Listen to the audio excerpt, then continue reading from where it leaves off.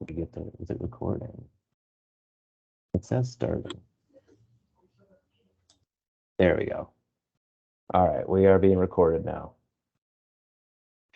All right, good evening, everybody. Thank you for showing up tonight to talk about 2023 Front Avenue Mill and Overlay Project, which will be from Western Avenue to Rice Street. I will just jump right into the presentation. I can. There we go. All right, so some basic facts about the project real quick here. So it'll be a mill and overlay project, which the extent of this project will be from Western Avenue on the west side to Rice Street on the east end. And also a mill and overlay project is really just a process that the Public Works does, cities around the world do. It's a process which removes the surface of the roadway, hence the mill, and then replaces that removed surface with a new layer of pavement, and hence the overlay of the mill and overlay. So we'll be removing that top layer of the pavement surface, and then we'll be putting back a new fresh coat of pavement there on the top of the surface that'll be smooth, much smoother than it is today. Real quick, talk about the project purpose and need. So the need of this project, really the biggest driver of this project is pavement quality. So pavement quality is very poor throughout the project extent, and that's a main driver here. Another need that we have identified as well is Front Avenue currently identified for bike facilities in the city bike plan. Current facilities, current bike lanes do not go east of Dale Street. We have shared lane markers that go from Dale Street to Western Avenue, but bike lanes today currently end at Dale Street. History for this stretch of Front Avenue is the last work done on Front was a 1990 reconstruction. So it's about 32 years ago that we last did a project on here. So it's a good timing to get another maintenance project in here to kind of rehabilitate that surface of the roadway. Also some adjacent projects that are going on either concurrently or in the near future. So in 2025, the city has a Safe Routes to School project for Crossroads Montessori Elementary School, which will be a sidewalk infill along Dale Street, Macabin, Lawson, and I believe Kent as well. We'll look at that map at the end of this presentation, just a little more detail on that. Additionally, also, as I'm sure anyone here tonight is aware, that Rice Street also will be undergoing a multi-year reconstruction that is being led by Ramsey County. A little project data. So again, this project will be taking place next year in 2023. Again, it's a roadway surface mill and overlay project, and the total project distance is about 2,600 feet, or about half of a mile. Some project goals that we're really looking to get out of this project will be first, again, really that main need is resurface that degrading roadway surface. We'll also be looking to ensure Americans with Disability Act compliance along Front Avenue. So that's think of things like curb ramps for sidewalks, other features on our pedestrian facilities to ensure that those with any disabilities may use them just as anyone else. Again, we're also looking to implement that city bike plan along Front Avenue. But we're also looking to improve pedestrian safety along the corridor at targeted intersections. And also, finally, we're looking to support goals from our comprehensive plan, looking to balance mode share by encouraging non-automotive trips to and along the corridor. Some existing conditions we want to look over real quick for this project. So this project is located on Front Avenue, which today is classified as a major collector in our functional classification system. So what that really means is the major collectors of a city are the roadways that connect our local streets. So think your Matildas, your Farringtons, your Woodbridge streets, which are very residential and provide direct access to properties, to those larger arterial streets like Rice, Como, and Dale. And then those streets then further on would connect to your even larger arterials, which would be your Interstate 94s and your Highway 51s and things like that. So it's a system that kind of connects the road network of all the city and all the state and all the country. We have recent traffic counts that we just collected in September this year. So the average daily traffic along the stretch of Front Avenue is 2,920. So that's in both directions. So if you split that in half, it's about 1,500 cars in both directions through this stretch of Front Avenue. Again, that pavement condition, as I mentioned earlier, is poor throughout the project extent. It ranges from about 20 to 33 through any of these segments here. So that's a 20 to 33 out of 100. So you can imagine from that score that, again, this pavement is really in need of a rehabilitation and a repaving for this project. One more note I'd like to point out here is Front Avenue is a city street, and with that has received a speed reduction through the citywide ordinance that passed a few years ago. And the speed limit today on Front Avenue is 25 miles per hour. A little more existing conditions. Look here, looking at the existing bike facilities in this part of St. Paul. So really, as you can kind of see here from this map, it's an incomplete network today. And this Front Avenue project will really help to continue to complete that network in this part of town. So the front lane, again, as I mentioned earlier, the Front Avenue bike lane currently ends at Dale Street and Como Avenue. And then east of there, you've got those shared lane markings up to Western Avenue. And then east of that, the project extent, there is no facilities today currently. So really, there's a key gap that we have between Western and Rice Street at Front Avenue. Also like to point out some of the planned facilities for bike facilities through St. Paul here. Front Avenue, again, is identified for bike facilities in our originally 2016 plan to Park Street. So that's 1 block past Rice Street. However, as we're aware of Ramsey County currently showing their designs for Rice Street, they will be plan to add a shared use path on that eastern half of Rice Street. And so this is a really great opportunity to connect Rice Street further west to Dale, to Como, and then on those front bike lanes further west as well. So this is a really great opportunity to really start stitching that bike network together specifically to this area with this project and the Rice Street project. Part of this project, we wanted to collect parking data for the corridor to understand really what the parking utilization is looking like at this part of the corridor as we consider potential changes to the alignments. So through this process, we conducted parking counts along Front Avenue during August and September. We collected a total of 12 different counts on 12 different days. 2 of those were taken overnight. 3 of those were taken on the weekday midday. 3 of those taken on the weekday evenings. 2 taken on the weekend middays, and 2 were taken on weekend evenings. Through these counts, the north side of the corridor saw significantly more utilization than the south side, over twice the amount. So the average on the north side utilization was about 23% as opposed to 10% on the south side of the corridor. Parking use was highest from Farrington Street to Woodbridge Street. So as you can kind of see from this graphic here, so from Farrington over to Woodbridge here is where we kind of saw that highest utilization of parking through the corridor. However, with that said, no single block saw average above 50% use. So the north side saw a peak use of 45% between Gaultier and Marion, and then the south side you saw 30% peak use between Farrington and Gaultier. What this is really telling us then is, as we consider putting bike lanes on here, we should safely be able to accommodate existing parking needs on a single side of the street and really don't need both sides of parking here because of that utilization being particularly low through this section of front. Additionally, as part of when we do larger projects like a mill and overlay with potential bike facilities or a reconstruction project, we like to look at the safety data just to try to get an understanding of any trends or any sort of spots particularly that we should be focusing on as we look to implement safety improvements and traffic calming measures through all of our projects in the city. So we took the last 10 years of data, so 2012 to this year, 2022. These are all police incident reports. So that's one potential weak link of these is if something isn't reported to police, we do not capture that with this data. So there's potentially incidents out there that we do not capture this data. However, this is a pretty good understanding, I think, of the corridor conditions for safety. Over the last 10 years, we saw about 46 total crashes in this corridor.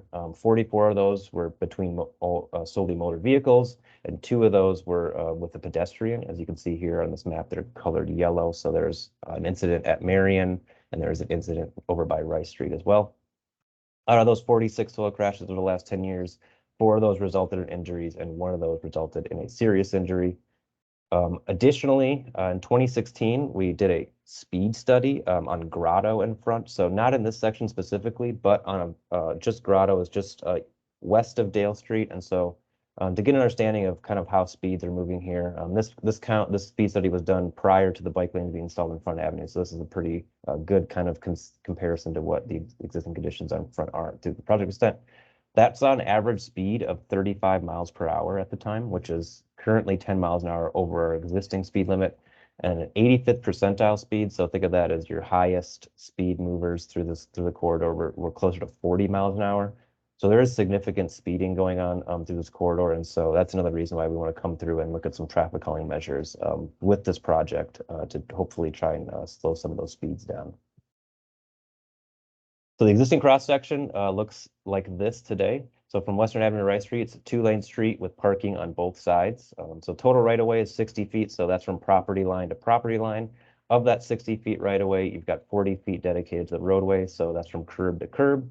And of that 40 feet, essentially the roadway today is split in half with that center line. So you have 20 feet for both your parking and travel lanes on either direction. Additionally, you've got 5-foot sidewalks and 5-foot boulevards throughout the corridor. Also of note, there are multiple driveways on both the north and south side of the street. There is not complete alley access for some of these blocks through this project, and so there's quite a bit of driveways found through this project extent, and also primarily the use along this corridor is residential. However, there is some small commercial properties. The District Planning Council's property is one of those small commercial properties in the corners. And as you move further west, you get more of a kind of light industrial feel closer to the Crossroads Montessori School. Now we look at the proposed cross section for this project. So again, from Western Avenue to Rice Street, we will be looking to propose to see a 2-lane street. So we keep those same 2-lane traffic lanes. However, we'll be looking to add 2 6-foot bike lanes in either direction. And to do that, we will need to then look at removing a lane of parking. So again, connecting to that parking study we looked at earlier, the south side seeing significantly less utilization than north side. It seems to be most prudent to then leave that north side parking as is today, while removing that south side to accommodate these new bike lanes on the section of front. What this looks like on the overview layout looks like this. So again, it's difficult to see here, but on our project website, we have this graphic as well that you can zoom in and kind of get a little better idea of kind of what that looks like in the overview. But again, so that's a 40-foot curb to curb with 10-foot traffic lanes in the direction, 6-foot bike lanes, and then that 1 8-foot parking lane on the northern side of the street. Included in this, as I mentioned earlier, we'll be looking at targeted sidewalk extensions or bump outs at certain intersections. The final location extent will be dependent on cost estimates for this project, which we'll be making over the next couple of months here. This is really to slow vehicles through this section, as we saw those high vehicle speeds, and to provide safer crossings for pedestrians throughout the corridor. Those are right now planned to be at Western Avenue, Barrington Street, Marion Street, and Albemarle Street. These are really a good way to kind of, again, spread out those safety features to maximize the amount of safety impacts you can get, both traffic calming and for pedestrians trying to cross Front Avenue through this section. Now, also connected to this, we'll be looking at potentially expanding the striping movement changes from Western to Kent Street. And the reason is, if we do the bike lanes from Western to Rice Street, that would leave kind of an awkward 4-block gap between the bike lanes on west of Dale and then east of Western when the Illinois Project Ascent is implemented. So we're looking to extend that striping from Western east to Kent Street with this project. So that would, again, have that similar situation where we keep parking on the north side while we're moving on the south side. And additionally, we'd be also looking at, in the future, be looking at sidewalk infill as part of the 2025 Crossroads Safe Route to School project. And then that includes that last section there between Kent and Dale, which would be the final alignment between those 2 blocks will be considered with that 2025 Crossroads Safe Route to School project due to some physical constraints on that block that we will talk about in 1 second in the next slide, I believe. We talk about the Safe Route to School project, yes. So again, real quick, as I mentioned, that Safe Route to School project in 2025. So the city successfully applied for federal funding for this project to install sidewalks where currently sidewalks do not exist. That's along Front Avenue, that's along Lawson, Macabin, and Kent Street. The 2025 project, and it also will be looking to include those bike lanes on Front Avenue from Dale to Kent. Currently, there's shared lane markings on the street. And today, the draft layout for the street segment will need to be analyzed again because of those geographic constraints. There's some grade challenges through this part of Front Avenue. And so as we look to how to install those sidewalks in that block. We'll be needing to make probably lane shifts before those sidewalks. And then when we'll be looking at bike lanes when we do that. So this project today for 2023 will go to those striping will go to Kent Street, and then from Kent to Dale, we'll be having to consider that with that sidewalk project in 2025 due to those potential changes in the curb line and the center line changes. But the project timeline for the project we are here for today. So again, that mill and overlay is planned for 2023. The project open house is today, in November 2022. We'll be holding some stakeholder conversations throughout. We were at the North End Neighborhood District Council October 25th. I will be going out and trying to connect with businesses along Front Avenue to hopefully get a little more input from them as we kind of move forward with this project. Also be looking to begin that dialogue with Crossroads Montessori School as well and continue that dialogue through their Safe Routes School project in 2025. We'll also be going to the city's transportation committee to review these proposed layouts. And then finally, we'll be going to the city council for a public hearing in early 2023 to again consider these proposed layouts along Front Avenue. The public will receive another letter when that hearing day is finalized. Likely, again, early in 2023, they'll be getting a letter that'll outline the day that they can speak at the public hearing for the city council. But following that, construction will be anticipated for late summer, early fall of next year. The concrete work for any of those potential bump outs would be probably likely occurring in the summer of 23, so that late summer. And then that mill and overlay actually of the street roadway surface itself will take place likely in September, October of 2023. With that said, I would like to open up to any discussions. If anyone has any questions or comments or concerns about the proposed layout, feel free to let me know and we could discuss that more. I won't name anybody, but if anyone has any questions, I would open it up to them. I have a quick question. I totally missed, because I know that when you attended over at Nino's land use transportation meeting, there was a question that night about the pedestrian crossings. I think I missed where you mentioned that any pedestrian crossings would be. Good question, Carrie. So really, legally, pedestrian crossings are at any intersection, marked or unmarked, throughout the city.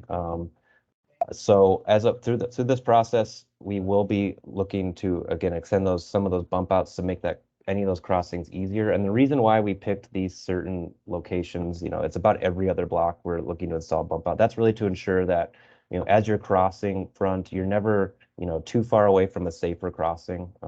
So if you're going down Woodbridge and you don't feel comfortable crossing at Woodbridge, you'll be able to walk down to Marion or Albemarle and get a little more safety in that bump out there. You'll be extending a little more in the street to reduce your exposure to motor vehicles in the street. Additionally, those bike lanes will also make crossing easier as well because you'll be moving that extra lane of parking. So again, just a little less space that'll be requiring pedestrians across the street. I believe the question they asked at that meeting was specifically to marking crosswalks. Correct. And our policy for marking crosswalks is we need to see a high enough volume of pedestrians crossing the street. And that process is very labor intensive. It requires us to actually literally install cameras on a light pole or a tree nearby and then record an entire day of crossings. And then once we have that data of crossings, then we need to then transcribe that and then analyze that to figure out if there's actually enough pedestrians crossing that to warrant a marked crossing. Through this project, we haven't done that. But I believe in that meeting, I asked if there's any particular intersections that anyone had in mind. And I don't think I heard about a particular one. So it'd be pretty difficult for us to do every single one of these cameras at each crossing and have one of us, look through those and see if there's the crossing threshold to get those marked crossings. Correct. But again, if there is any ideas at the local level of a specific intersection you think that could potentially have enough pedestrian volumes to warrant it, we could certainly look at trying to get that.